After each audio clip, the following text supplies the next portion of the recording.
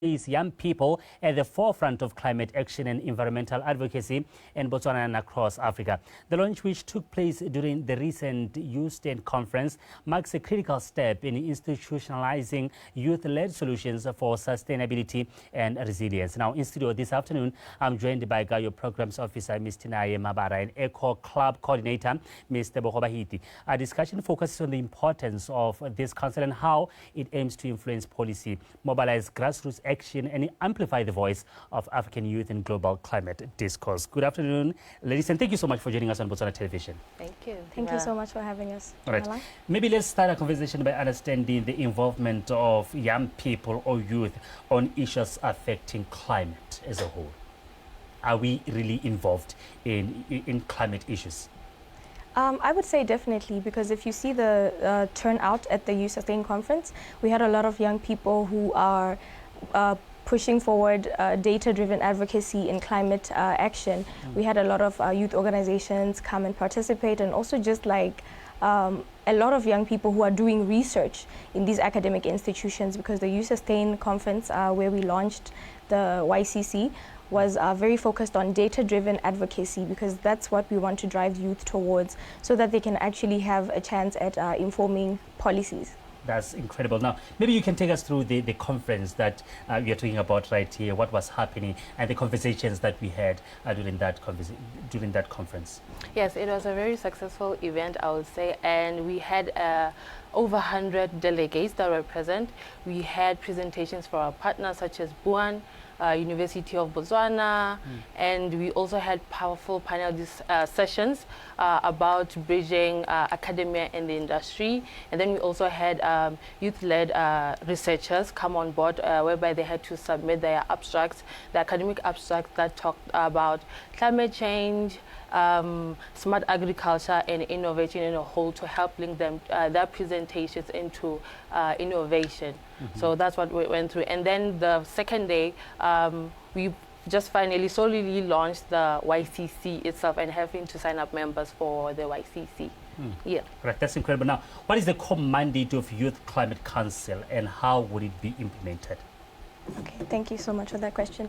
So the Youth Climate Council is currently hosted by GAYO Botswana here in Botswana, and we launched it. And the idea for Youth Climate Council is that we want to be able to have youth inform policies. So we want to engage, we want to have mentorship sessions, we also want to engage with the National Assembly itself, and we also want to have stakeholders such as the Botswana National Youth Council actually take on this climate-focused council and basically house it, so that we can have bilateral conversations with youth, with policymakers, and we basically have people from every level come. Our ideas that we want private sector to come and provide industry insights. We want government to provide like governance mentorship, just so we can actually have youth at the forefront of policy action.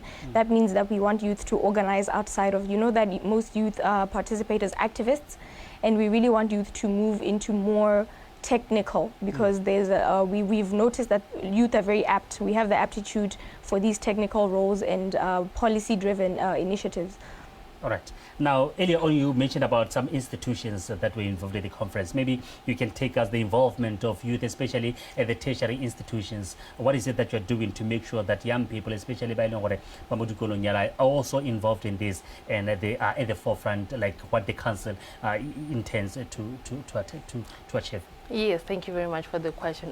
You had already mentioned that I'm the Eco Club Coordinator. So as the Eco Club Coordinator, so far we have like 3 universities, which is Buan, UB, and Boto.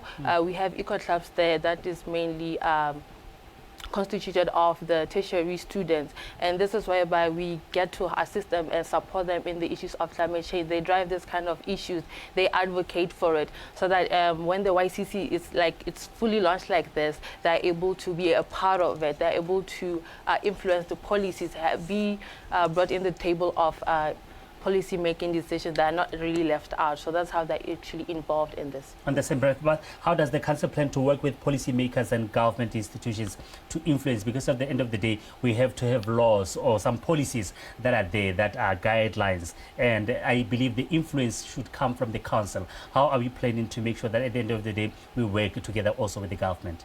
Okay, on the 28th of May, we had a stakeholder engagement forum. We had the government, civil societies, youth organizations and academia, such as BUAN, NADI, BNYC, FAO, Employee Africa.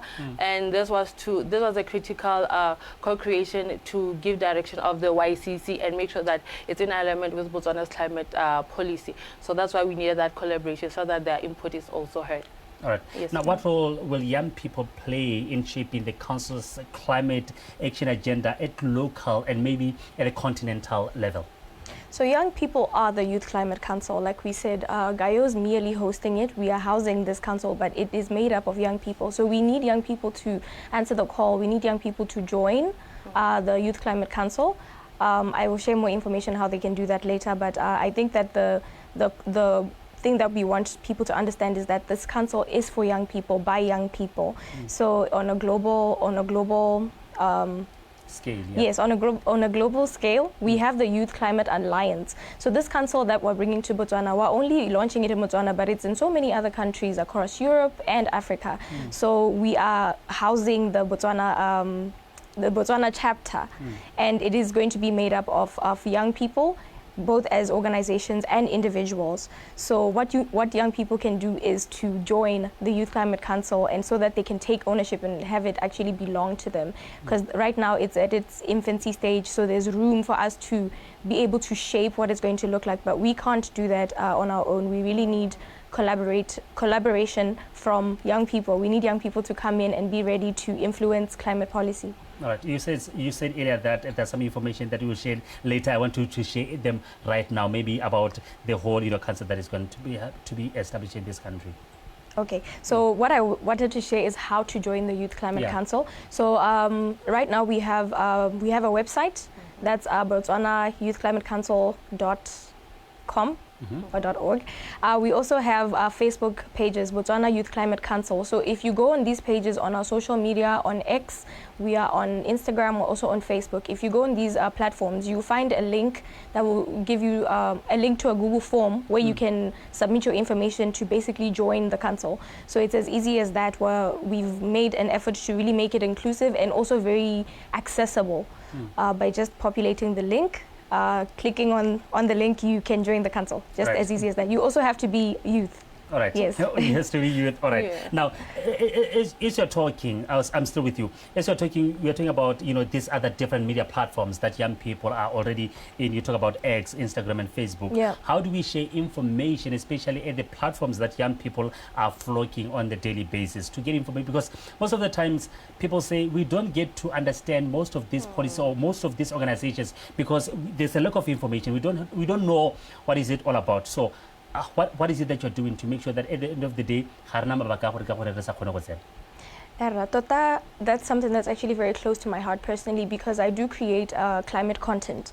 I bring climate education to platforms where the youth are, and this is something that we're also expanding on in GAYO to say, we know we are young people, and by making sure that we make information accessible through creating content on TikTok, on Instagram, and just being where the young people are and formatting information in a way that they can actually consume, right? Because that's also the issue with a lot of these initiatives. They don't speak the language of young people. So we're very driven to use the Youth Climate Council and also just our collective skills to make sure that we engage the people that we are trying to have be part of the council. That's incredible. We'll get back to the kind of content that we're talking about, especially on TikTok. Now, how will the council ensure inclusivity and representation of youth for underserved and rural communities? Because most of the times they're saying you're talking about all these great initiatives, but it's done at metropolitan areas. It's not reaching to us who are maybe in the rural areas. How do we make sure that at the end of the day we are a bridge, that every youth is a participant? Okay, inclusivity is going to be brought by heavy representatives from different socioeconomic backgrounds, diverse people in it. And because we know we're not thing, and I think we are just not going to be solely represented by people around the town. So we're going to find means of including other people or communities, such as Bathoba BDC. There are communities that can actually help deliver that message to people and have the youth on board. And that's how we're going to drive that information. All right. Yes. You wanted to say something? Yes, I just also wanted to add that because social media, like I said, has a far-reaching effect even to some of the most remote places. And it's not just social media and new age media, I guess. We also rely on partnerships with radio. We had Gabs FM who was streaming from the Youth Sustain conference. So we are really looking at trying to expand on the role of media in reaching because it has far-reaching audiences, so that we can actually reach people with information, or to make it more accessible. So sometimes we are not able to go to some of these remote places physically because of constraints, financial constraints, but we are hoping that we can leverage on the role of media and traditional media, new age media, to make sure that information gets to everyone and they can have a chance to actually contribute as well. All right, we have got 5 minutes to wrap up this conversation, but I wanted to understand the kind of content, because most people are gravitating towards something that is very appealing. Earlier on you said most of the times we share this information and it's not, relatable to young people. What kind of content, talking about climate, would attract young people to come on board, and not just only to scroll through, but to listen and be relatable to them? Yeah. What is it that we're talking about right here? It's to really contextualize, and I think you have to follow our social media so that you can get a sense of what we're talking about. Is to really contextualize the information. For example, you can't take information on climate change with definitions and very text-heavy information and put it on social media. It's to just make a video and say, hey, climate change affects your life, so that people hear you and they understand you. Just basically treating it as if it's a conversation you're having with a friend. So I don't have a lot of time to expand on this, but really it's just bring the conversation home. Talk about how it's affecting livestock. Talk about how it's affecting milk. These are some of the researches we even had at the Youth Sustain conference. So on an academic level, they package how they do, and then we take that information, we put it on social media, just so it's palatable.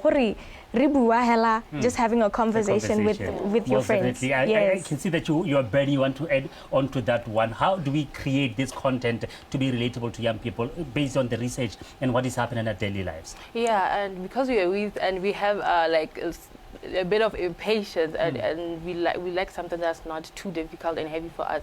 Like, there are trending challenges that people are always hopping onto social media. So we use that to leverage information so that they can able to listen to what we are saying and they understand what we are talking about. And having us youth represent them, see us there and talk about this, they actually take it seriously and see, okay, climate change actually impacts us, and we need to find a way to tackle it. It's not just something that happens outside Africa or outside Botswana. It's actually here now, it's happening, and we need to find a solution for it. All right, now we are wrapping up our conversation in 2 minutes and a half. What ways can the Council work aligned with global climate frameworks such as Paris Agreement and the SDGs? We're going to answer that, both of you. Okay. Yeah, maybe you can start. Okay. Yeah. In that sense, we'll say we would like to see the partnership with it, and having universities actually integrating this climate into their education system, and also having government sponsor projects for climate change, and also the zero waste initiative that we are having that is aligned with the SDG goal 13, if not 15, which is climate action, and that would really help us. All right, that's incredible. Maybe your last words. Yeah, I would just like to say that I think that the youth, the YCC, can actually create some sort of a bridge where we are taking the UNFCCC processes, we take legal instruments like the Paris Agreement, and we actually model that. We do model negotiations. So we are basically thinking of something where we can model all these processes for youth to understand on their level, and also just taking time to rely on the presence of UN bodies in our country so that they can come and explain about these processes and also build capacity in our youth. So I don't think we need to reinvent the wheel. I think that everything we need to succeed and to make sure the Youth Climate Council is a success is already here. We have UN agencies, we have a lot of youth organizations, and we have the willingness of partners like yourself. All right. Yeah. That's incredible. And that is how we come to the end of this conversation. Thank you so much, ladies, for such insights. I believe young people are now joining because we are on different platforms. They've seen this interview. Thank you so much. Thank you so much. And that is how we come to the end of this conversation. Remember, I had in studio with me GAYO Programs Officer, Ms. Tinaye Mabara, and Eco Club Coordinator, Ms. Tebogo Bahiti, discussing on the importance of this council and how it will influence policy making.